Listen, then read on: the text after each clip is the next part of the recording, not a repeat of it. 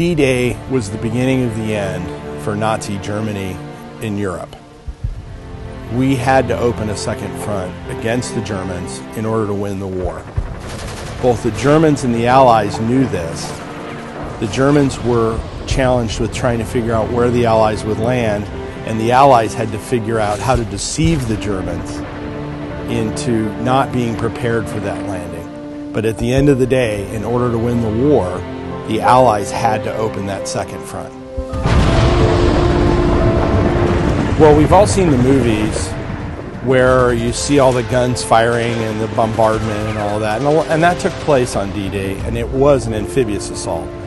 The reality of the situation was that the amphibious assault was only one piece. It was a coordinated effort with an amphibious assault, an airdrop the night before, and then weeks and weeks of airstrikes and airstrikes that day to try to pin the Germans down and cut them off from bringing reinforcements in. Take it from the Nazi or German point of view first. They're all prepped to repel an invasion force, but they see overhead C-47s full of paratroopers and gliders, and now they realize they have to turn around and go defend their backs. So those airborne troops went in very lightly armed. In other words, they could not deal with German heavy armor like tanks and things like that. They also had gliders, and gliders they could put jeeps in, they could put artillery.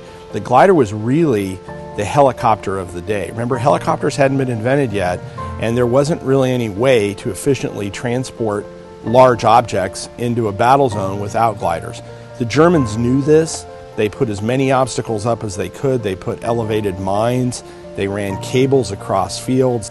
The fields are not like an airfield. They're meadows or whatever you can find to land in. Conditions are very bad.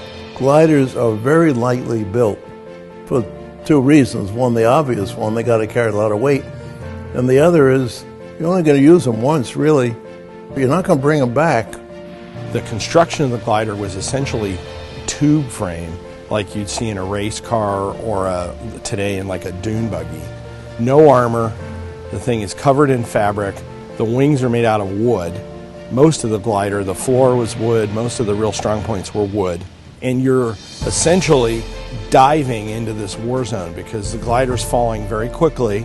And what you would do is you would get the glider to the zone and then pull out, kind of flare to try to get off speed and then kind of slide into the zone. And you got to remember, even when you got on the ground, you had to wait for the thing to stop.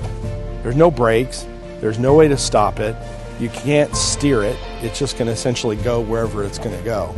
So it was an incredibly dangerous operation in a very, very rudimentary air machine.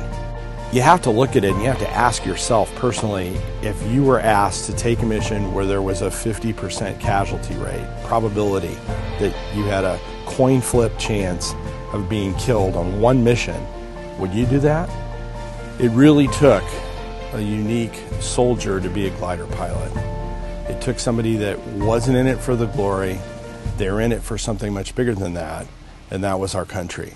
I think glider pilots were unique in character. Their only mission was just to serve their country. They flew these planes without engines. There were no second chances. Once they went up, that was it. They were on their mission, and it was just to serve their country.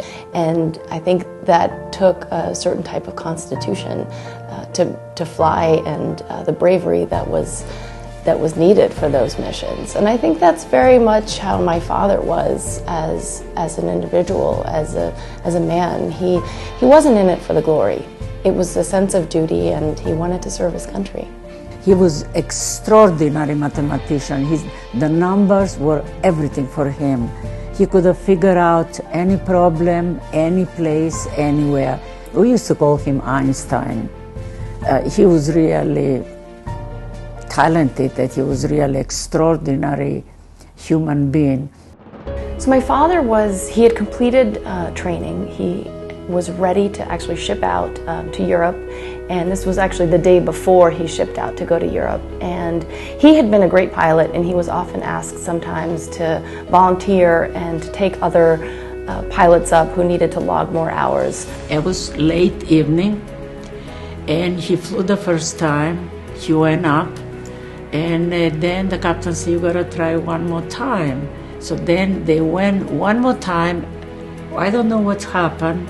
Even he doesn't know what happened. The only thing Norma remembers say, "We're going down, we're going down, oh, we're going down," and they crashed. Fortunately or unfortunately, he never made it to Europe. He woke up in an Army hospital 2 weeks later with some pretty bad injuries, and he was honorably discharged. I think it was his biggest regret that he didn't get to go and fight in his last mission and do what he was supposed to do. He always said it was a huge regret of his. And I think it's common among a lot of men who serve. They have something called survivor's guilt, and I think it haunted him for the rest of his life. He really wanted to do that, and he felt that he was meant to do that, and he didn't get a chance. But I think that he was given a second chance at life, because most of the men on his mission did not return. He lived his entire life with the guilt of his guys going behind the lines, and he knew that 50% of them by average would be killed, and he tried to find them. And they used to change family names, family addresses, and they say, "When you come back, you search for us, we search for you, then we're going to talk about good stories." But unfortunately, many of them did not come back. Many of them did not. I think glider pilots deserve a special distinction. The story of the glider didn't really make it into the narrative of World War II.